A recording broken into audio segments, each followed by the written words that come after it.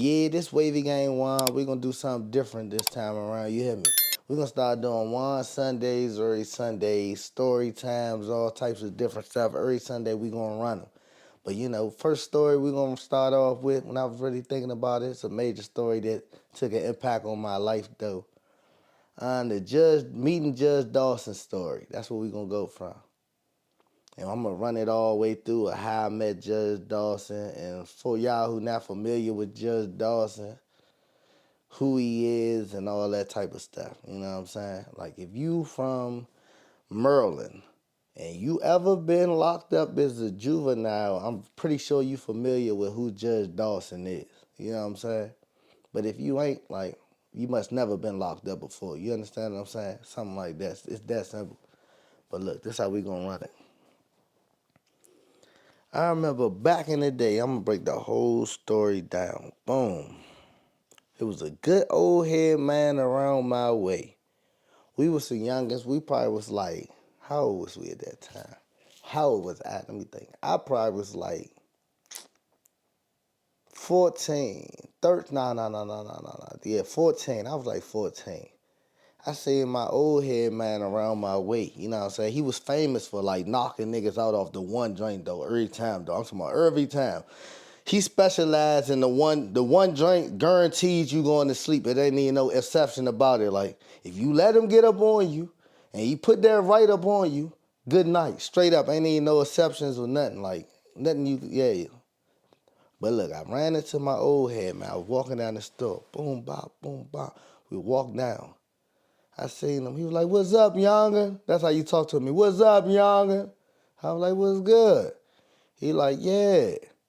I got this car for you if you need it. I'm like, what you mean you got a car for me? He was like, I got this car for you if you need it. So look, I'm like, what you mean? Then I walked up to him. He like, yeah, like for a couple of hours, you can have this Impala.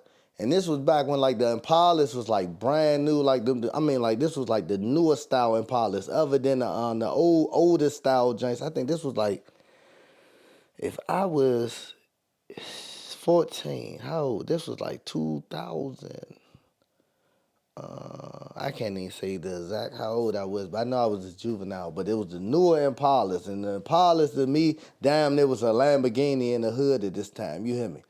So I'm like, shit, a couple of hours for the Impala. I'm like, shit, I got it on me. Boom, paid him off for the car. Boop, bop, bam, pulled off in that joint. Skrrr, out of here. You hear me? I went and called all my good men. What it do? Where y'all at?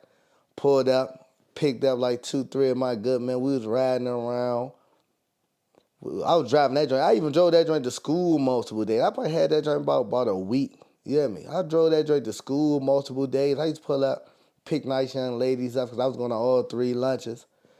Leave that, you know what I'm saying? Leave with some nice young ladies, probably second or third lunch, go around the way. We was having a funky good time, you know what I'm saying? Regular casual shit I was doing at the time. But look, this particular day, my man called me. He was like, yeah, I'm trying to go to my basketball game or something like that. You know what I'm saying? He was like, that joint uptown. But we from Maryland, so that was like a good 20-minute ride as far as where we had to go on Georgia Avenue. We had to go all the way up. No, it wasn't. Yeah, Georgia Avenue. That's where we was at. We was all the way up Georgia Avenue near the Walmart. You know what I'm saying? So I'm like, I got you. Whoop, whop. So I went and got him. Him and my other good man. We rode up there. Out there. We went to the basketball game, sat in there, chilled, enjoyed ourselves, all that good stuff. So then in the process of us leaving, we like, shit, we going around the way. So when we was riding around the way, we rode past this lady house around my way. She was like a council member around my way. She waved me down like, hey, Juan, you trying to get me something from CVS? I'm like, shit, I got you. So in the process of me talking to her, we having a conversation, she like, you trying to get something from CVS? I looked at my rearview mirror. PG police right behind me. I said, oh, shit. I knew I ain't had no license or nothing at the time. I pulled off. Screw! I'm like, fuck her CVS. So when I pulled off, boom, they pulled off right with me. So I was going a little fast. Boom. And then I got around and pulled in front of the shoppers around my way. I hurry up, try to hop out the car and like act like I'm walking in the shoppers. But I bullshitted because I knew in the back of my mind, regardless the nigga sold me the car, I knew, I'm like, this car cannot be right. Like, nigga, I think I gave him $20 for that car. So I'm like, look, the car cannot be right. So I already knew in the back of my mind, boom. I hopped out the car. Try to hurry up walking shoppers. PG pulled smack up on me. Boom. They were like, you was in that Impala? I'm like, what Impala? He searched me and shit like that. I'm so bullshitting of a nigga I wasn't thinking I had the key in my motherfucking pocket. That nigga down there snatched me out my shirt and took me back to where all my good men was at. They was already still in the car and shit. But then in the process of before he pulled me over, because this back when weed was illegal, so you gotta realize we probably had dimes in our car or some good Reggie. You know, niggas don't even smoke Reggie no more. We had like dimes of Reggie and shit like that. Soon as I seen him about to pull, when I knew he was already behind me when I got the shoppers, I grabbed the top of the car joint, what the fuck? You know, the top of the car and stuffed it in there, like stuffed it into the roof part where I can't even get it no more. Because I was like, dang, he gonna lock me up with some weed if he catch me too. But they was like, this was back when you could have a J and you was going to jail for your J. You know what I'm saying? This different right now. This 2026. The shit ain't the same no more. So then, boom, he snatched me out. I mean, you know, he down there snatched me out my shirt. I had on a motherfucking button-up shirt. I don't know what the fuck I had that motherfucker button-up on for. Like I was about to go to church or something. I had a button-up shirt on, but I mean, it was like a little casual, cool joint. It wasn't like no full churchly type of joint, you know what I'm saying? But he snatched me out my motherfucking shirt. My buttons all falling all over the place in front of shoppers. And walked me back to the car with my men was in the car. Boom. Next thing you know, they came deep as shit. They must have had a tracker on that car or something. I'm talking about they came deep as shit. Like they just knew what they was looking for. Locked our ass all up.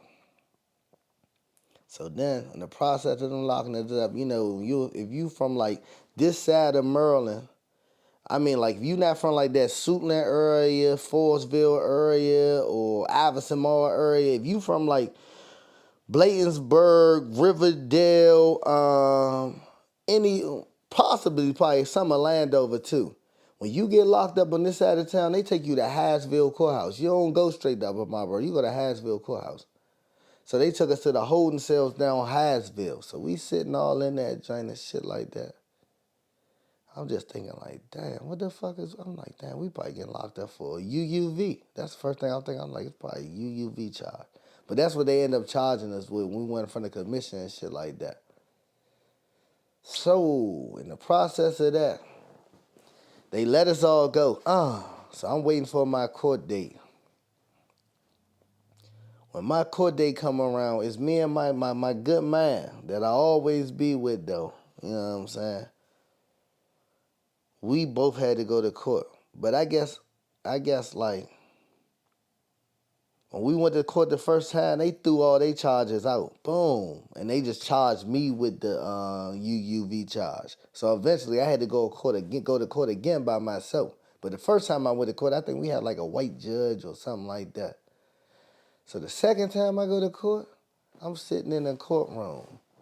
Boom, I'm waiting to get called up. They got a black bald head dude. He the judge for that time, you know, for this particular day. It's a black bald head dude.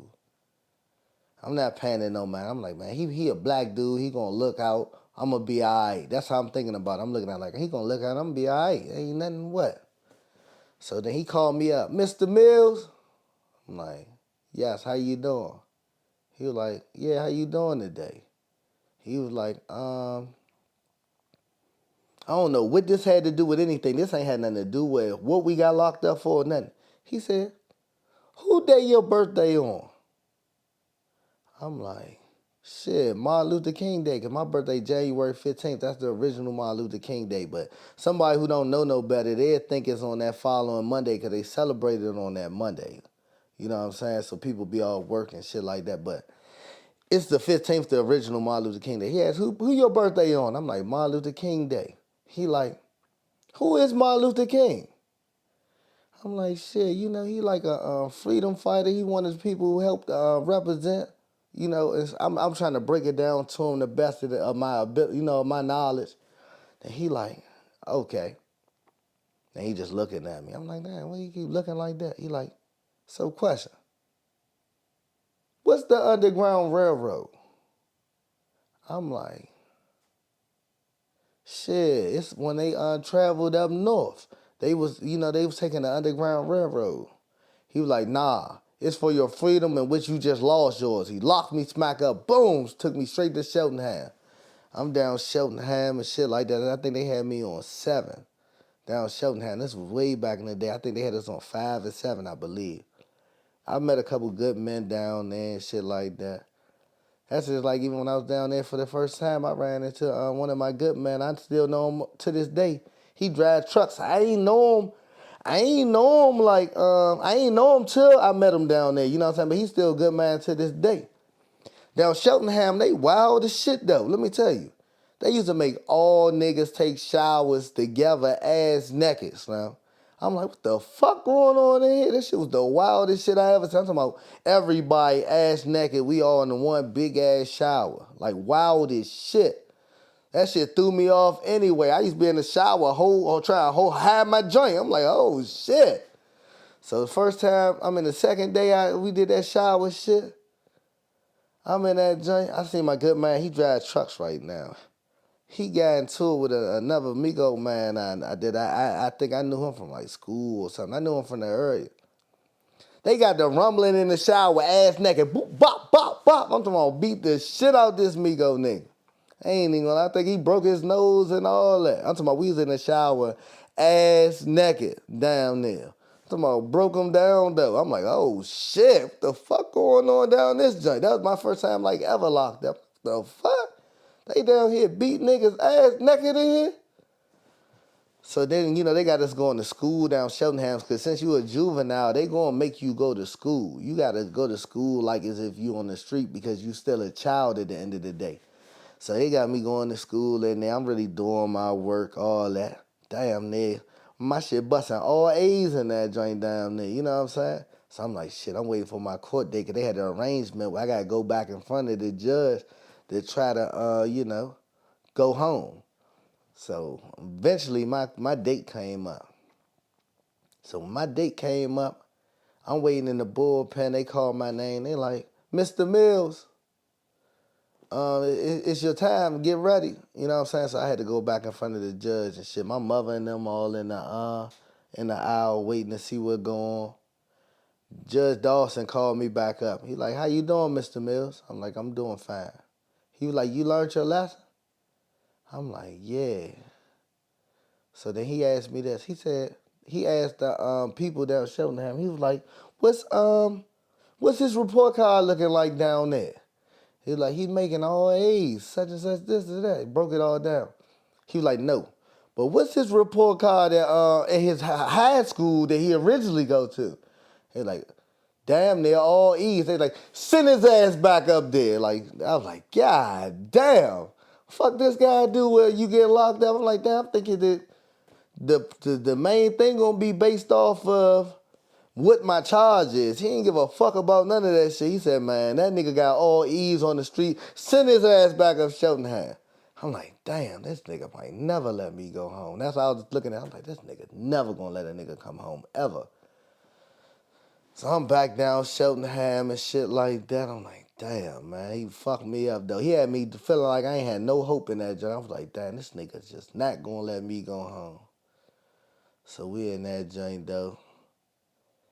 And everything just casual. I met a lot of good men in there and shit like that.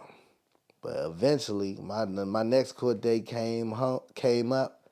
He let me go home from there and shit like that. But he put me on probation. So when he put me on probation, I was already like into a lot of stuff like that, but he killed me because the probation they used to have back in the day, it was like a house arrest without the box. You used to have to talk. They used to call your house and make you say numbers on the phone where it recognized your voice. It'd say shit like this Mr. Mills 2851 2851. The joint I know it's you, and they'd call multiple times throughout the day. So I'm like, God damn, that's what used to job like had me. You know what I'm saying, you know what I'm saying, trying to make sure that I ain't outside bullshit. And I used to have to be on point, you know what I'm saying? So then, other than that, they used to have my PO. She used to come see me twice, what was it? Twice a week, random pop-up. She'd pop up at my house, and she'd pop up at my school. Like, she used to come to my classroom, like, I used to be sitting in class and shit like that. One day I was in that joint, I was asleep. I felt somebody tap my shoulder. I looked, I said, damn. She like, what you doing in here sleep? I was like, nah, I was a little tired, man. I had a, you know what I'm saying? I was doing a lot of work at home and, you know, I just said anything. But this one particular day, she called me. I mean, you know, she came to my school. And I was the type of person, I was going to all 3 lunches and shit like that, leaving with nice young ladies. We might go turn up around my way, you know what I'm saying? We was doing the typical things that we was doing at that particular time. So I left school. Boom. In the process of me leaving the school, I'm walking off the school property. You know who rode past me? My PO rode past me. She stopped. She said, Mr. Mills, where you going? I'm like, I'm leaving. She like, we gonna see what Judge Dawson got to say about this. I'm like, man, fuck Judge Dawson. She like, yeah, all right. So then I kept going, boom, bow. But, you know, right after that, I ended up catching the adult charge, so they took me off all that probation, and I ended up going to Upper Marlboro instead of going to Cheltenham. So that was how I met Judge Dawson.